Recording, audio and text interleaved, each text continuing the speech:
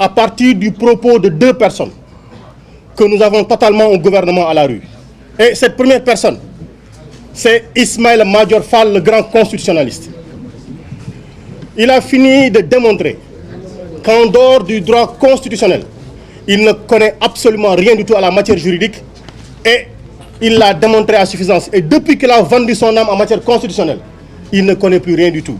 Ce serait superfétatoire de le qualifier de nulard parce qu'il l'exprime toutes les fois qu'il prend la parole. Et son propos à l'image de ce qui est contesté à l'université, il a fait un autodafé parce qu'il est en train de détruire, il est en train de brûler tout ce qu'on a enseigné dans les facultés de droit. Un véritable pyromane.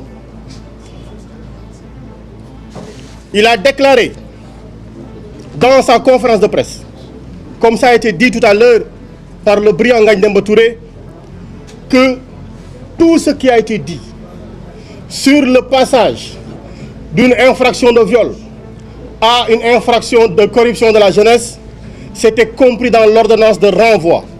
Et il a dit, je le cite in extenso, que n'importe qui pouvait le voir. Mais nous tous, nous avons cherché.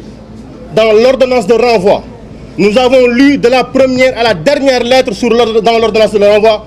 On n'a vu nulle part où corruption de jeunesse a été mentionnée. Dites-moi comment on appelle quelqu'un qui se met sur la place publique, qui dit des propos, qui jette des affirmations, alors que ces affirmations sont fausses. Comment on qualifie cela? Est-ce qu'il ne s'agit pas de mensonge? Je pense qu'on l'appelle bien un mensonge. Et je cite ce qui a été dit dans l'ordonnance de renvoi. Nous décernons ordonnance de prise de corps contre Ousmane Sonko et Ndeye Khady Ndiaye, le premier et la deuxième.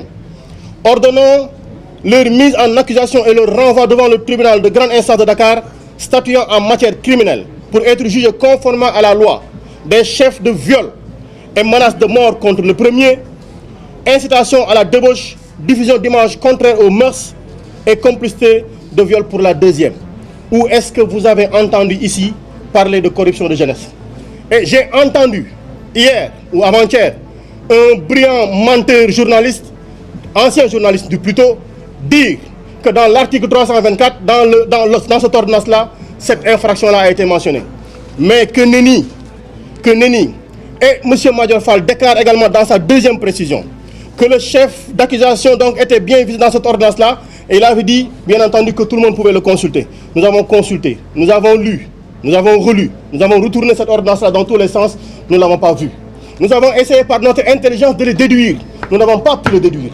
Peut-être que nous sommes cancres, mais je pense qu'il y avait un cancre à déterminer. S'il y avait un cancre à pointer du doigt, mais c'est bien Ismaïla Madior Fall qu'il fallait indexer. Et il ne finira pas également de montrer son incompétence.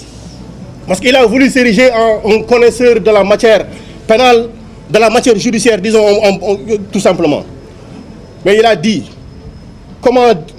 si Ousmane Sonko se constitue prisonnier, il a 10 jours pour acquiescer dans la condamnation ou non. Mais ce qui est absolument faux. Ce qui est absolument faux. En résumé, si Ousmane Sonko se présente, ou si le juge lui délivre un mandat à sa diligence, il y a juste 3 jours entre l'audience de représentation et le procès. 3 jours seulement entre l'audience de représentation où Ousmane Sonko se présente devant le juge pour dire qu'il est bien présent à Dakar. S'il écrit au procureur pour le dire, c'est ce qui se passe, il n'y a que 3 jours. Ismaïla Madior Fall a caché ceci. Et s'il se présente, comme on l'a dit, l'affaire est totalement anéantie. Et il y a un nouveau procès. Et dites-vous bien que si cela se passe, le nouveau procès qui aura lieu, ce sera un nouveau procès contre le complot. Parce que tout simplement, on nous a bassinés pendant des années, où des ministres ont déclaré avoir des vidéos, des audios, des images, des directeurs. Ils ont fermé leur cabinet ministériel, oublié les besoins des Sénégalais pour être sur les plateaux de télé avec une task force et déclarer toujours urbi et orbi qu'ils avaient des éléments et que voilà un monsieur qui a été auteur de tel, ils avaient les vidéos. Ils ont plaidé le procès dans la rue. Ils ont plaidé le procès dans la presse. Que nenni, mensonge absolu. Et tout cela, tous ont menti impunément au peuple. Quelle confiance on doit accorder désormais à un gouvernement qui a passé son temps à mentir au peuple?